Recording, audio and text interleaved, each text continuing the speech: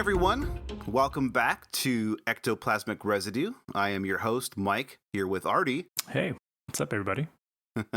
And we have another story to tell you, and actually another story from specifically Artie's childhood. So, Artie, let's not dance around it anymore.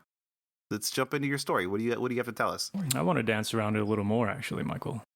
Yeah? I do. What kind of dance? Actually, I was just going to quickly, before I go into my origin of my paranormal experiences, Did you hear about Bill Murray?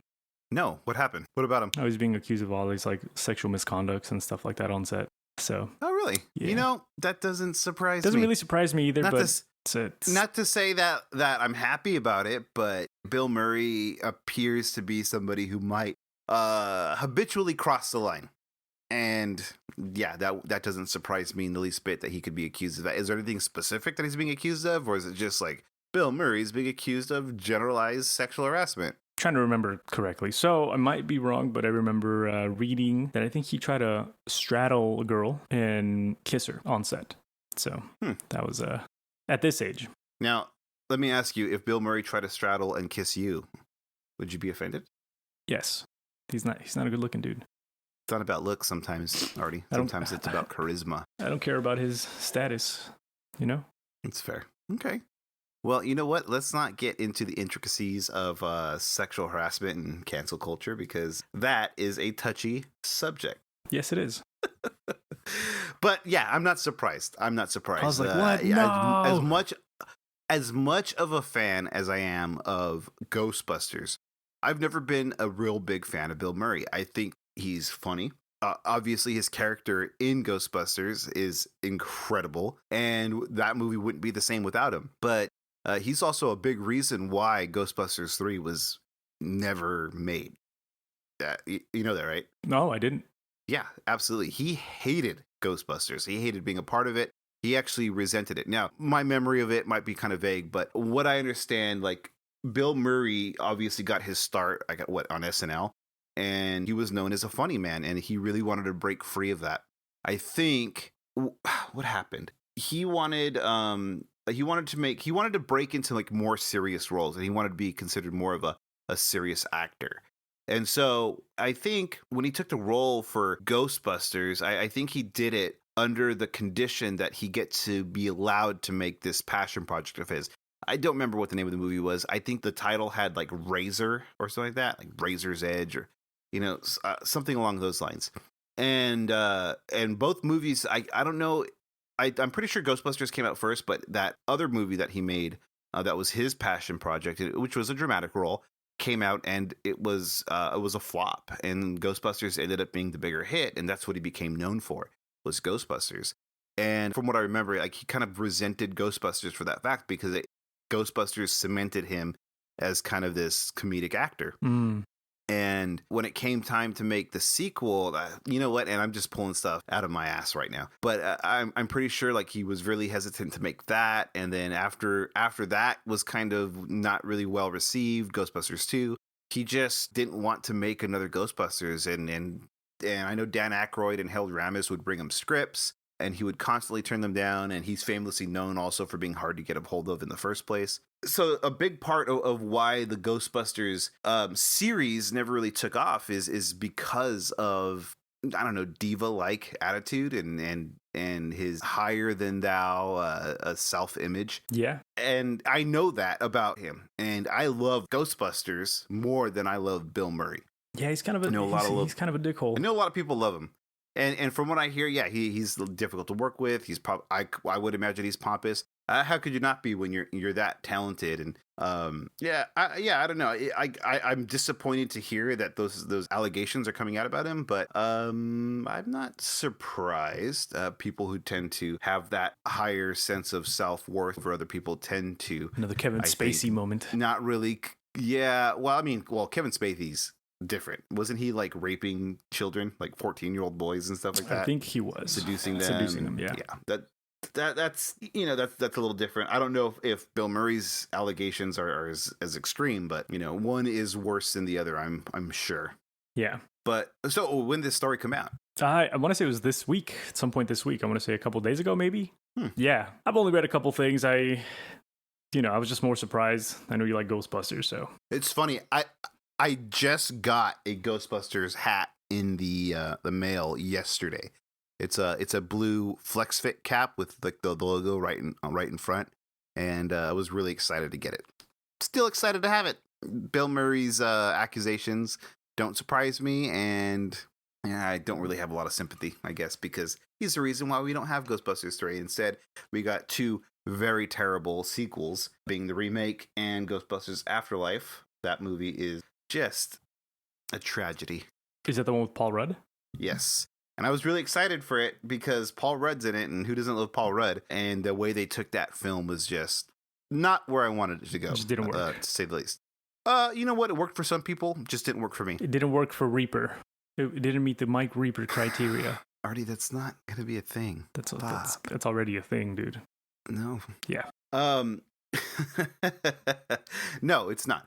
But you know what? I think that is that's another episode. I think we'll really get into the intricacies of the Ghostbusters sequels and how I felt about them, and I think that'll be a lot of fun. But today, I think we have something else to talk about. Yes, we do. Right, Artie? Yes, we do. This is the origin, as I told you guys in the intro, of my paranormal interests, I guess.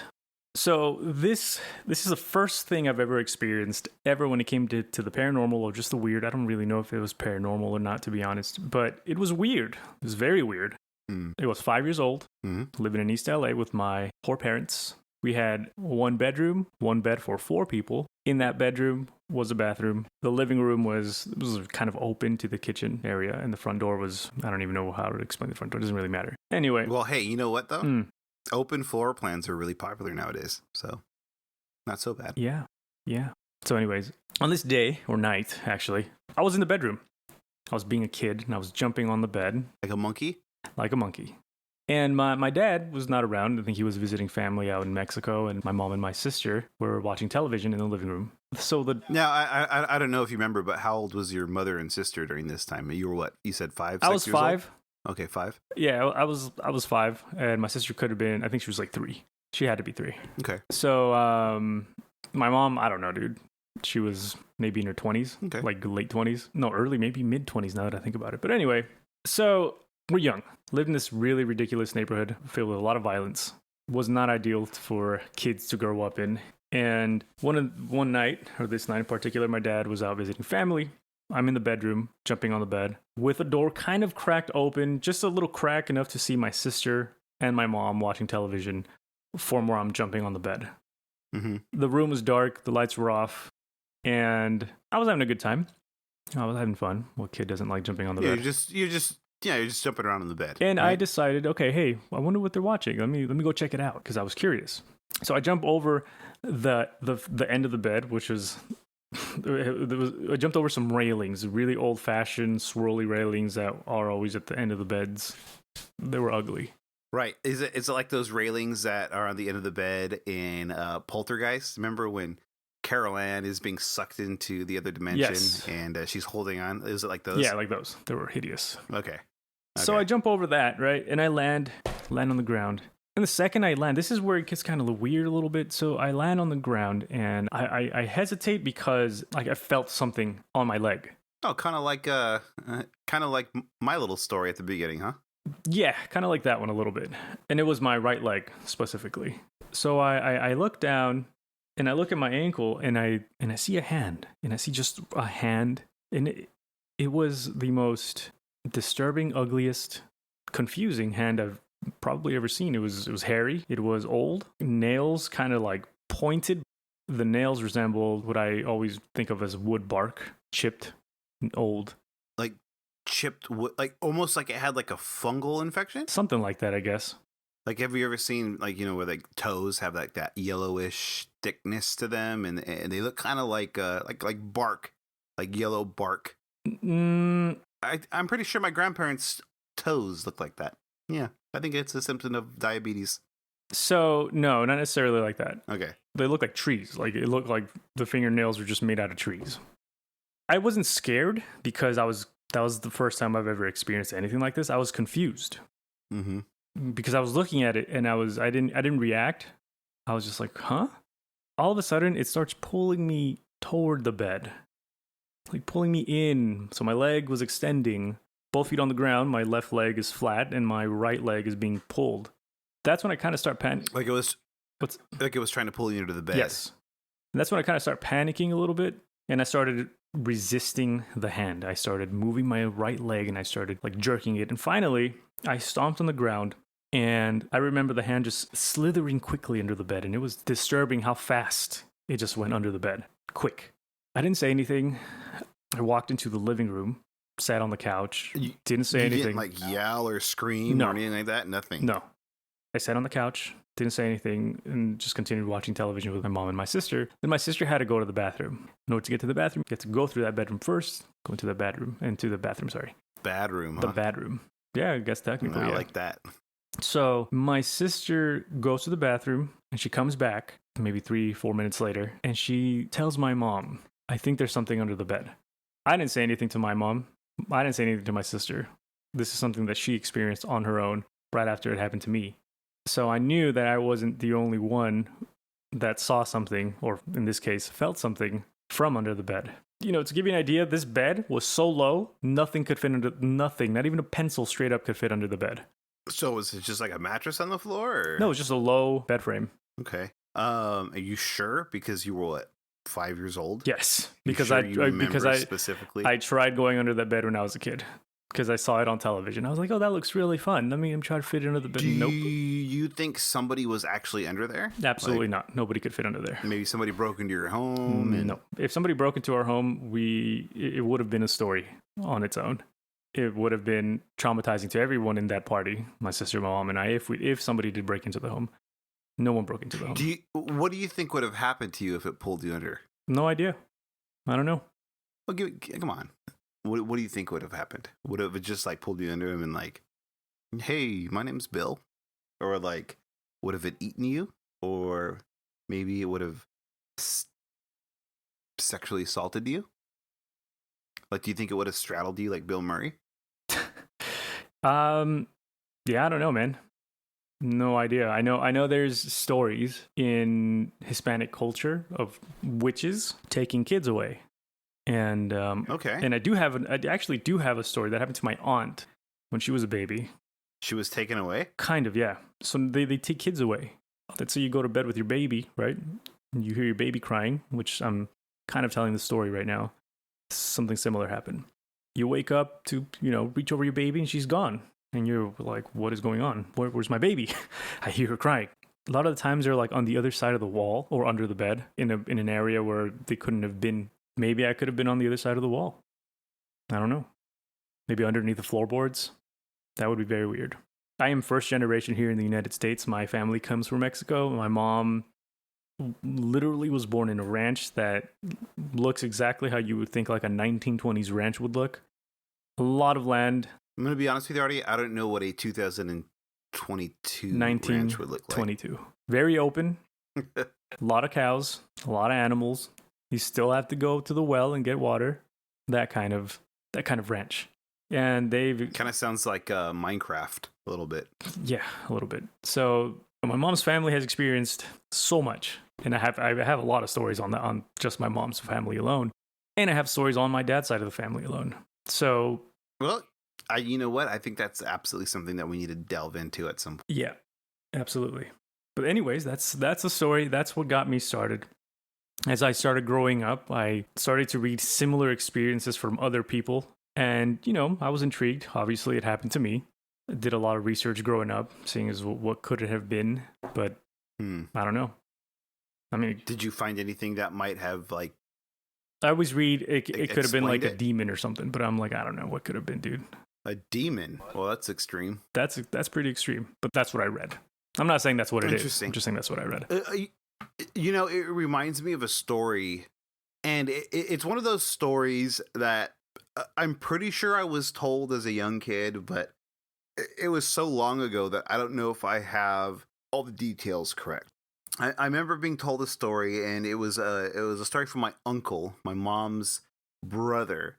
I don't remember how old he was. I want to say he was younger, but he was playing around in the living room, and I think he was playing with another one of my uncles, maybe my mom herself. I don't remember, but they were supposed to be young. And they said, or he had said that a hand had reached out of the wall almost like towards them, like it was like grasping at them. And then it just pulled itself back into the wall, and they kind of just sat there like confused, like what was that? What was that? And I don't know. It's one of those stories that sat with me for a long time.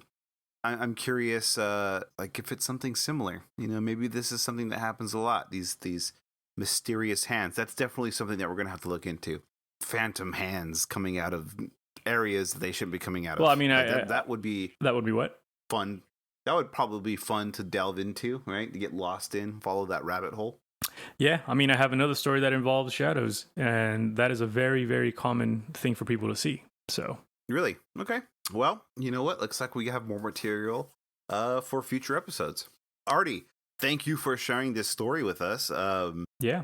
I'm very curious. Like what? Like you said, the hand was hairy. You said it had bark-like fingernails. Mm-hmm. Now, when it grabbed you, did it hurt, or was it more just like almost like it just like felt somebody was holding your hand? Not holding your hand. It's like someone was gripping your ankle.